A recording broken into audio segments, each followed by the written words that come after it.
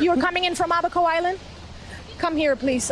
First of all, I'm sorry to meet you under these circumstances. What is your name? Greta Pentard. Greta, can you tell me about the conditions over there? It's not good.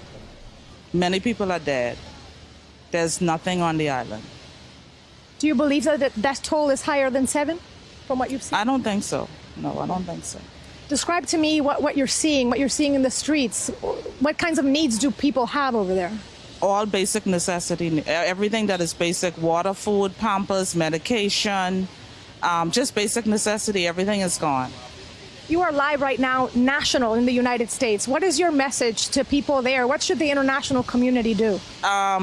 We need as much help as possible. I was fortunate I was able to get out, but there are a lot of people that are dying on the spot. We have had people that have had seizures and they just died. A lot of people because there's not enough food and water, so they need to get stuff there as soon as possible. How are you able to survive? Can you describe some of the conditions as the storm was coming in and the aftermath? During the storm, my roof went off. My husband had to put my son and some other persons in the roof, and they slept in the rafters. He slept on a washer. A guy slept on a fridge.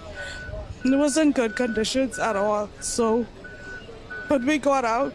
The next day, we went somewhere else to sleep, and everybody just shared the food and water that they had, and that's how we made it.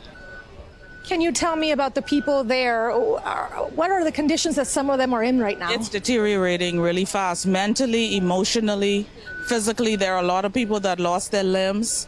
There was a guy that tried to save his mom. He lost his arm, but the current took her. Another guy, he lost his son.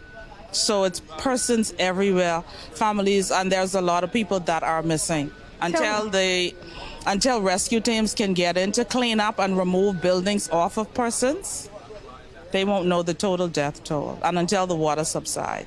And the sharks are in the water, on the land in Abaco.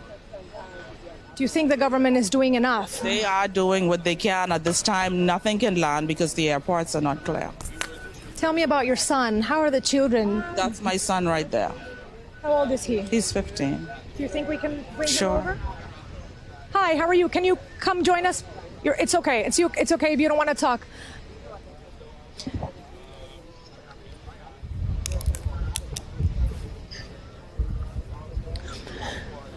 Relatives here hugging each other. Almost, Stephanie, it's unbelievable that they're able to be here and be safe because of what she just described. Can I get an idea from you? What does it mean to be hugging your relatives here? Everything. Because a lot of people can't do that. And a lot of them lost their entire family. How old is your son? 15.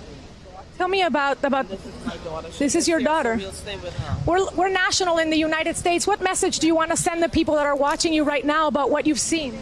We need help. We need help. That's all I could say. That's it. Tell me about what you've been through. What was the storm No, she like? lives here. Oh, you live here. What does it mean then? You were able to hug your mother. Tell me about your family. What does it mean to you? Everything. I'm just happy they're alive. That's it. I'm just happy that they made it and they didn't lose their lives like so much other people. Now, tell us about your friends, your community. I really can't. She was in there. Tell me about your neighbors, your friends, your community. We had about 10 o'clock the night of the storm. In the height of the storm, 10 persons swam to my house in 10-foot surge with 5 children. The youngest was a 5-month baby. The oldest was a 6-month-old, and he had cerebral palsy. So they put the children on a mattress. They lift it, push it for about, I would say, 3 blocks. And they bam on the door. The water was here to my husband's neck, but we made a decision to open the door and let them in, and that's how they survived. Tell me about that sense of community for so many of you out there, how you've been able to survive. Just working together and pulling together. That's the only way. There's no other way. What is your message for those people that are still there? Hold on, help is on the way. Just keep pushing and have faith in God. God will bring them through. Anyway, that's it. Thank you so much. I want to thank you for your time. Thank you so much. Thank you, guys.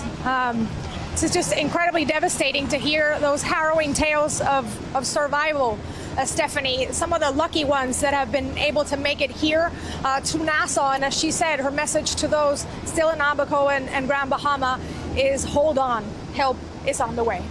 Hey, MSNBC fans, thanks for checking out our YouTube channel. Subscribe by clicking on that button down there and click on any of the videos here to watch the latest interviews and highlights. You can get more MSNBC for free every day with our newsletters. Just visit msnbc.com/newsletters to sign up now.